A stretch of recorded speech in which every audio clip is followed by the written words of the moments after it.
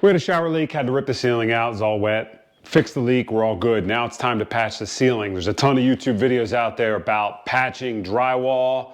I'm gonna level it up here and do a little more advanced technique to make sure I never wanna see this patch again. So we're gonna make this super flat. It's gonna blend into the ceiling perfectly. I'm gonna show you how to do it. All right, so most of the time when you're looking up some simple way to patch some drywall, what you're typically gonna see is the drywall cut either halfway between the existing stud or joist in this case, so that we have some blocking here, or you're gonna go ahead and scab in a 2x4 or even some 1x material around the edges to give yourself something to secure the new drywall to. There's nothing wrong with that. And especially if you have a ceiling that's textured or a little bit older, you can usually blend that in really well and hide it. The case here on a newer house with a really perfectly flat drywalled ceiling and a lot of natural light coming in from all the windows, which really highlights any defects, is if I do that, I'm gonna have 2 pieces of drywall with no taper butted up together, and I'm basically gonna have 4 butt joints all the way around. It's gonna be really tough when I go ahead and mud to make that disappear. I'm gonna have to put a lot of mud here. I'm gonna have to feather that mud out on a huge circle here to really gently slope that away. So what we're gonna do here is create a way to leave a little bit more space for that mud and create a tapered joint on as much as the spots as we can. We can't do it on all 4 sides. It's just not gonna be possible unless we took out a huge section of this, but we're gonna give it a shot. All right, first thing I'm doing here is measure out approximately the size of the patch that I want to cut. Here's a mistake a lot of people make, even when they're patching this on the traditional way, is they try to cut the patch to the size of the hole they have. That's just wasting your time. What I'm going to do here is get a general idea of the size of the patch. I'm going to go ahead and cut my patch and then use that as a template so that I can cut the perfect hole and they match up perfect. It's a lot easier than trying to cut something to fit the exact measurements of the hole you already have. So regardless of how you want to patch this ceiling, I would definitely say cut your patch first and then use that to make your hole. All right, so I want to patch about 31 inches wide. We're gonna go 24 inches deep. All right, then we'll go ahead and cut that drywall, get it up here. All right, we got this piece cut, and while I didn't show you cutting it, I mentioned I didn't use the taper on any part of this sheet of drywall. So I made sure to cut off the tapered part of the drywall. I don't like to use a taper unless it's up against another taper of another piece. To me, it just doesn't help you to have one side tapered and the other not. So this is a flat piece of drywall. Now we're gonna hold it up here and just use this as our template. And this doesn't have to be perfect or straight or anything, because we're gonna cut this hole to match this perfectly. The only thing I will do is mark some type of orientation on my drywall so that I know which way I had it up there facing. So I just put an arrow towards the front of the house here for that. Okay, so there's my hole. I'm gonna do a little bit of verification that I don't have any blocking here, because that would defeat the purpose of what we're trying to do. If you notice, I am not cutting at the midpoint of my floor joists here. I'm actually going into a space in between the 2 joists, which again is what makes this patch a little bit different.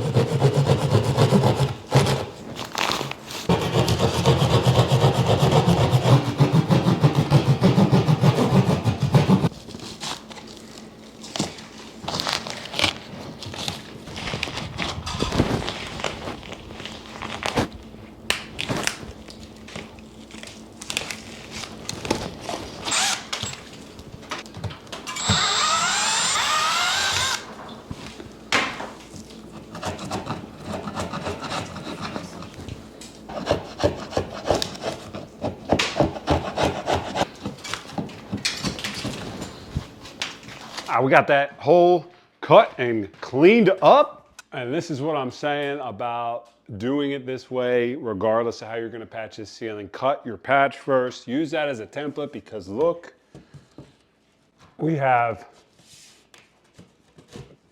a perfect fit right there. You really couldn't do a better job if you were to do it the opposite way, which was measure it and try to cut the patch to fit your hole. Now, get an idea of the hole, the patch you want to use, cut that, use that as your template. Okay, let's go try to explain why I cut such a bigger hole here and what I'm really trying to do. So here's the theory behind what we're trying to do here. A normal piece of drywall on the 8-foot edges is tapered. So when you hang it, it gives you a place to embed the tape, whether it's paper or fiberglass, and your joint compound and make it nice and smooth. This is the tapered piece I cut off from the piece I'm using, and you might be able to see if I put a straight edge here. It's not tapered by that much, but if you can see a tiny gap in there, that's all you need in order to finish that without getting a hump. Now, when two pieces of drywall are put together without a taper, I know these cuts aren't straight, but that's called a butt seam. And the problem with butt seams is there's nowhere to put the mud and the tape. So you end up getting a big hump, and to make that hump somewhat disappear, you have to feather out to a really wide area with your joint compound. And even then, especially with natural light hitting it, you're gonna see it, okay? Certainly, you can make a butt seam disappear with some really good taping and sanding, but it takes a lot more work. The problem with a patch is that we are creating 4 butt seams. So all I'm trying to do is eliminate some of them. I'm not gonna be able to eliminate everything, but I'm gonna show you what we're gonna do here. We're gonna use something that's either called, there's a couple products out there. One's called a rock splicer, and one I believe is just called butt backing board. You can buy these. They look like this. I've purchased them in packs before when I'm doing large jobs. When you get to your butt seams, you just pull one of these boards out and install them. And basically they work because they are just a wide board with a very small lip. And what that does, I'm going to show you here, is it pulls the edges of the drywall in just a little bit, just enough to give you that little indentation. Because I just need a little bit here, I'm going to show you how to make your own. All I need here is some scrap plywood or OSB. I happen to have some, it's probably like 5/8 OSB. You don't need it that thick, but that's just what I had lying around for scrap. It's about 7 inches wide. Anything 5 to 7 inches will probably work. I didn't even cut this. It literally was scrap at one of my projects like this. I just cut it to length, okay? I got a couple of those. Now, to make the edges of my board, I need a tiny bit of thickness, and we're talking a very little bit. And what I found works perfect for this is something that is available at my local Lowe's, and it's just a big pack of thin cardboard. It's labeled as a drywall shim, and they're 1.5 inches wide because they're made to be able to fit on a stud or a rafter when you're hanging drywall. If you have a section of your wall or ceiling that the studs don't line up perfectly, you can shim it with this. But for our purposes, this is going to work perfect. It's all we need. It's probably about 1/16 of an inch thick. You can see it's real thin. All right, I'm just going to use a little bit of caulking to put this down because it really just needs to hold in place while you install it. So we go right there like that. This board is going to land right in between the 2 seams so that when this piece comes over and this piece comes over, this is going to be screwed to our joist. We're going to put a couple screws right along the seam here, and you're going to see that this is going to bend in just enough that it's going to give us that depression. Once I install it, I'm going to go ahead and put the straight edge up against it to show you how it's just going to draw in the existing drywall and my new patch just enough to give me enough space to put my tape and mud. Because again, if these are flat, let's say these are perfectly flat, right like that. As soon as I embed my tape and then put a coat of joint compound to cover that tape, there's going to be a hump. So then we have to start expanding that hump and feathering it out to gradually build that up so it's not noticeable. This is going to eliminate that for the perfect ceiling patch here.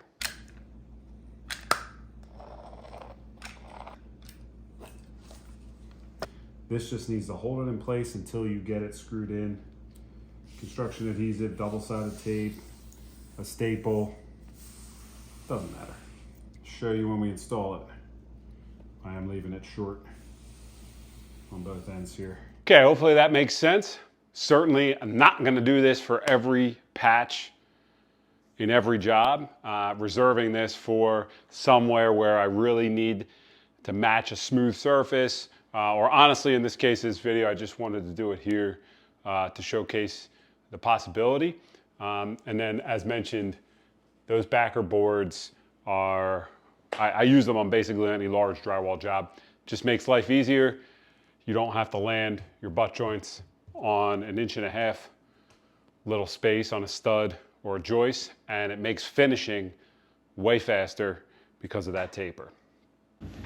So now that we have our butt boards or our splicer boards, whatever you want to call them, made, we're gonna go ahead and put them in here, get this piece fastened up into the ceiling, get our first coat of joint compound on.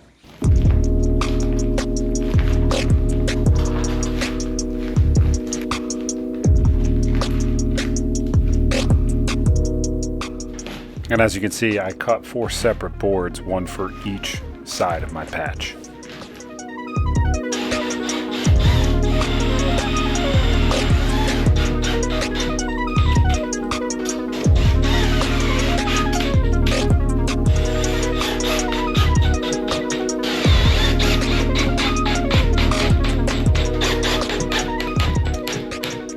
All right, our pieces are up here. You can see it's looking pretty good. So just to run through here, what I did, I left this and this side short.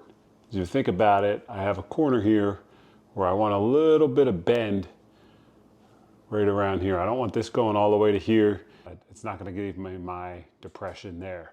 So this is all in. I got a bunch of screws around the edge. The other nice thing about this is you have plenty of room to screw in. You got plenty of space. When you have 2 boards landing normally on 1.5 inch joist or stud, you got to get those screws really close to the edge of the board.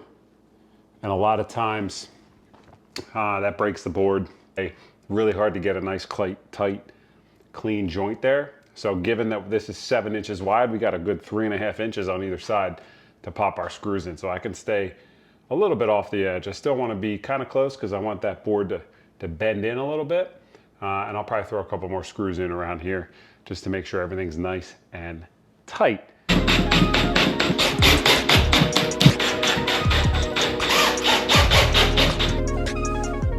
The other tip here, before you put that panel up, because you're working on the ceiling, pop a couple screws in the edge of the panel first so that you're not trying to fumble with holding it up and putting a screw into the drywall at the same time.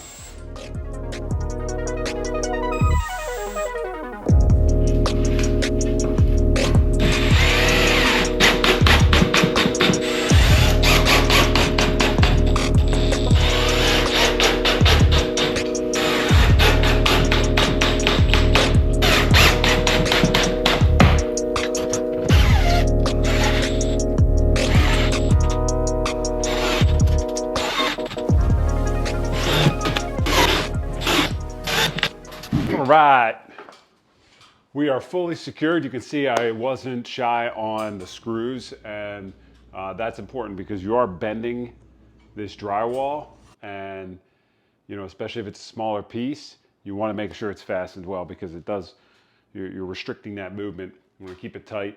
Wouldn't be a bad idea to use some construction adhesive while you're at it before you put that up. If anyone's worried about the insulation that was up there and I didn't replace it, this is all conditioned space above this now, so that wasn't needed anyway. So I'll try to get the camera up here and show you that little valley that we've created.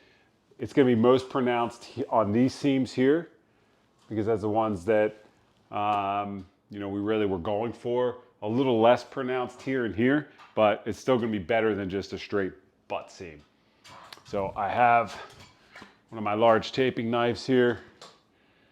We're just gonna come up here and you're gonna see that gap right there is all we need on that seam. So that gap right there, probably see a little better if I do it with the light behind me. Okay, there you go. See that little valley right there? That's the whole purpose of why we did this.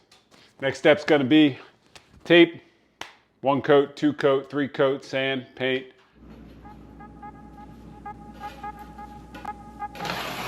I decided to go with a mesh fiberglass tape in this case. A lot of times I'll use paper tape because it's a little stronger, but this mesh was actually a thinner one, and I'm really going for the least amount of thickness on this patch job. And then my first coat is going to be with a 30-minute setting type compound, and that's just going to help me give a little more strength and also going to let me get my second coat on a little bit sooner.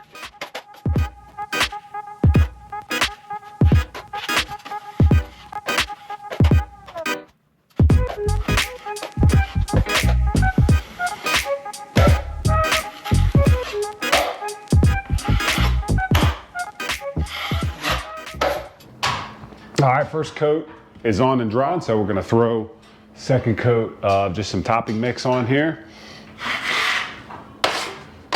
But it's looking good.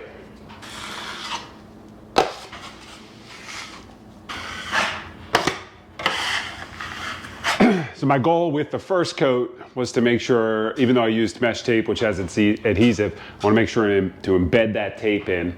My goal in the second coat here is to try and make sure I cover that tape completely without going too thick.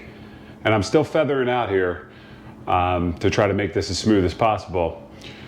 But I wanna make sure I cover it so that my third coat is just a super light coating that just feathers even more, and then hopefully just a very light sanding at the end. In between coats, I don't usually sand unless there's some big spots that I did a bad job putting the mud on. Usually just scrape it off with my trowel before I throw it on, make sure there's no bits and chunks on there, and really try to keep it as thin as possible while still covering the tape, because it's when we start building up too much mud is when you start to see those humps.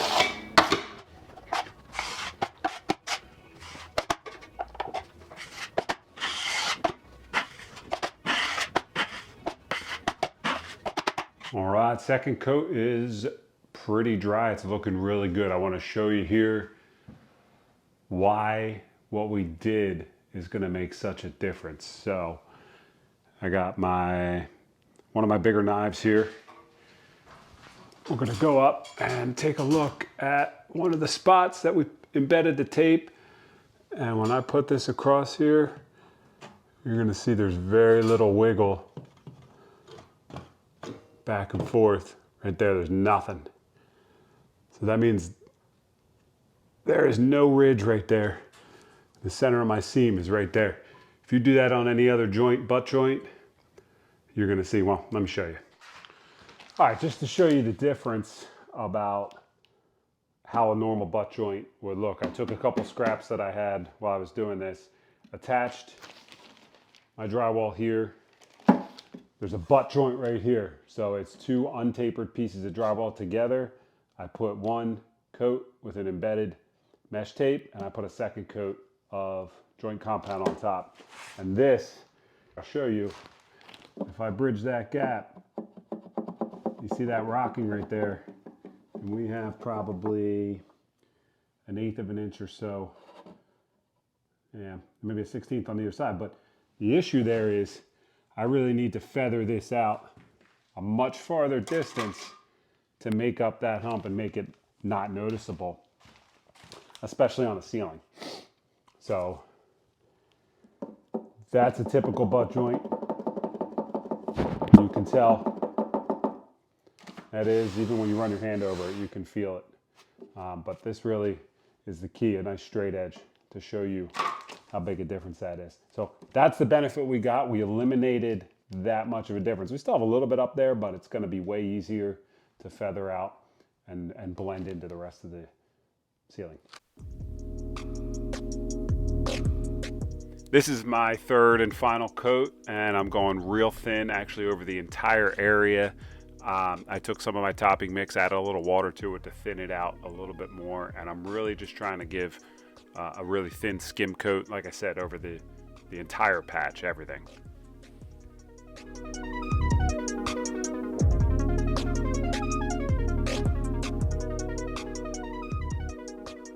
All right, this patch is done. Needs a little bit of a quick light sand. I did a pretty good job on my spackle. Roll it out with some ceiling paint and no one will ever know it was there. As you can see, it was a little bit more work on the front end, but in my opinion, it makes the finishing much faster. So it's kind of a wash. I still wouldn't necessarily take the time to do this on every patch job. I'm looking for scenarios where a hump or any bumps are going to be more noticeable. So a ceiling like this that's painted, that's fairly new drywall and is very flat, it's going to stand out. Natural light coming in from both sides really is going to highlight any bumps. It's going to be more noticeable. If I'm in a basement, I'm not going to waste my time doing this. It's dark. No one's ever going to see your butt joint if you do a decent job. I just wanted to make the video to show you that there are other options out there to kind of level up your patching work. So hope it helps. Thanks for watching. Be sure to hit that like and subscribe button to stay up to date on all my new videos in the world of property management, renovation, Airbnbs, real estate investing in general, and pretty much any other project I get myself into. Thanks again. Appreciate the support. Don't forget to leave a comment below.